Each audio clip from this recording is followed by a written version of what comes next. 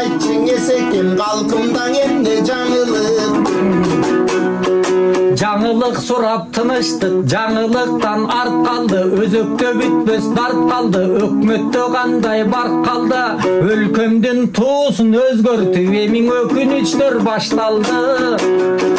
Кылбастан ишти көп деле, көйгөйүң сенин көп беле, тууңдуң өзгөрткөн менен турмушуң өзгөрмөк беле, парламентти биз бүгүн тапшырдык кандай көкмеге. Башына чычып кулалы, байлык болуп куралы, бийлик болуп куралы, басташкан жоо сымакка башкача жооп кылалы, байрактың алмаштырам дегендин тыкыбай баарысын алмаштыралы. Кыргыздын ар бир чоңдору кыйраткандай туюлат, кыйратпай эле калкымды кайраң ыйлаткандай туюлат, чылпагын алам деп жатып көзүн чукуп албайбы, желектиң ой алмаштыргыча жеп ичип көнгөн ар бир чоң жериме завод салбайбы.